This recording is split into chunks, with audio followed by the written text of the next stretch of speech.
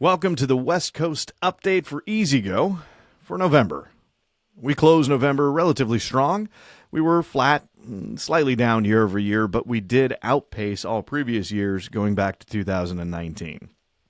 A quick shout out to the top 5 retailers in the region. Leading the way was Cartmart, followed by A1 Golf Cars in Arizona.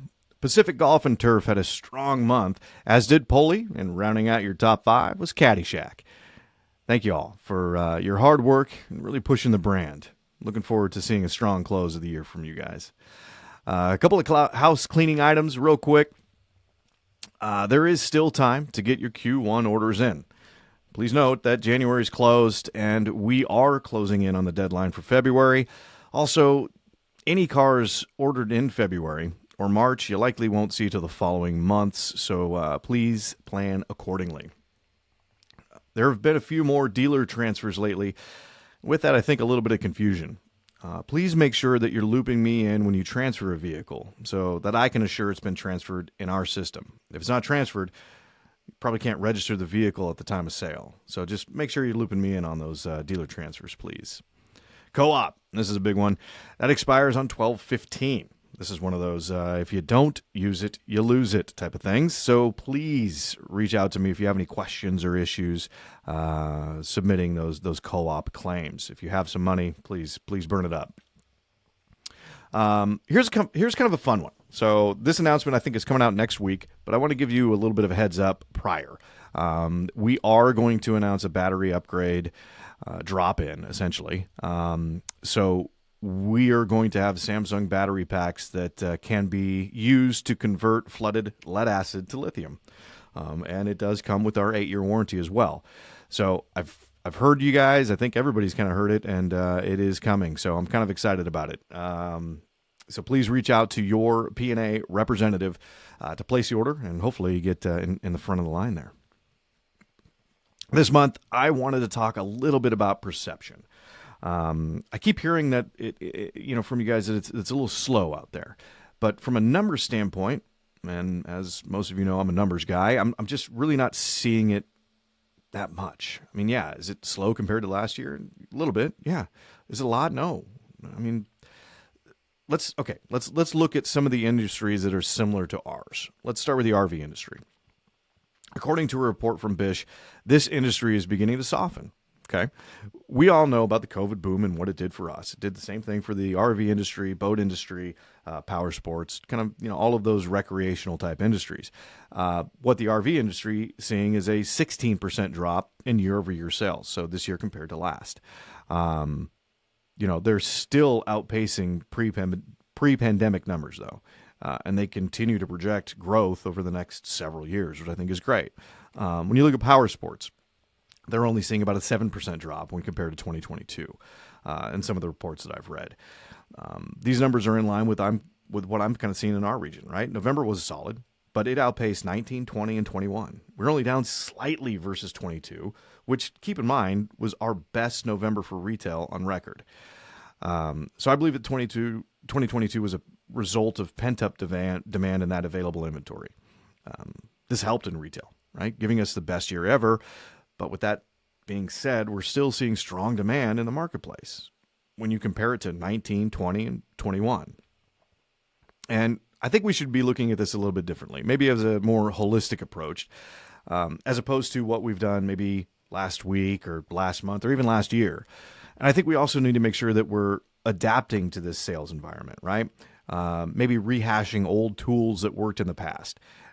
We have to pound the pavement again, right? The doors aren't swinging as freely as they were, but we have to make sure that we're also not letting those leads slip through without following up. What we're seeing, and I think this is kind of on a nationwide scale too, is that the dealers that are having a great year, meaning that they're up year over year, are the ones that aren't afraid to bring in the new product to assure that they're going to have customers in the door. Right? I understand there's some aging inventory out there, and I get it. We want to blow through that. Absolutely. But once you have that captive audience, it's going to be a lot easier to sell them on that aging inventory. I think the key here is getting that customer in the door. And I don't necessarily think that blowout sales are the way to do it. Do they help? Yeah, absolutely. But the completely redesigned RXV is what's getting the attention. It's no secret that RXV sales were off towards the beginning of the year. However, in the last 3 months, those sales have caught up. And the way I'm looking at the numbers right now, RXV sales are projected to outpace last year's performance in Q4. On another note, it's not too late to send those customers some holiday cards, right? And I think maybe attaching a referral incentive is a good idea. There's some great resources out there that are simple and won't break the bank. And keep in mind that we're not sponsored here. This podcast isn't that big, and we don't have that kind of thing. But handwritten is one of the things that I've seen and used actually in the past. You create these bulk, quote-unquote, handwritten cards to send to your customers, and you pretty much can customize and put whatever you want on there, whatever message you want to say. And I think adding some sort of maybe referral incentive is one of those things. Or maybe even like, hey, thank you for your support. Bring this card in and get 5% off or 10% off accessories or whatever. We can get creative and do some different things there. But I like this company because it has that look and feel of that handwritten note without actually taking the time to write it, which sounds kind of silly, but that's all right. I know there's some other dealers out there that are doing some fun stuff like Copper Mountain. They send out these little tins of brownies that has a referral attached, and I think that company is cool because you can add your own logo and really personalize it and make it like it's coming from you, which I think is cool. And I think there's a lot to be said about word-of-mouth advertising and those referral-based sales. These are cool, I think, kind of fun things. I'm going to put the links down in the notes here on this video so that you guys can click it, check it out, see if it's something that you want to entertain. But I think, doing some different things and kind of like what we talked about last month is getting that kind of personal touch, right? That's something that's going to set you apart from the guys down the street that are selling the container cars, right? You're going to go out there and you're going to give them that personal touch. And I think that's what we're seeing being very successful in this retail space right now. I want to say thank you again for all of your hard work this year. You guys have really, really done a great job. I know it's been tough, but y'all continue to really grow and drive, and it's been fun. It really has. I'm looking forward to a great, strong finish as we wrap up the year.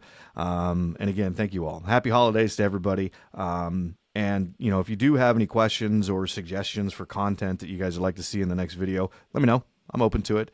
But thanks again. Happy holidays. We'll talk soon.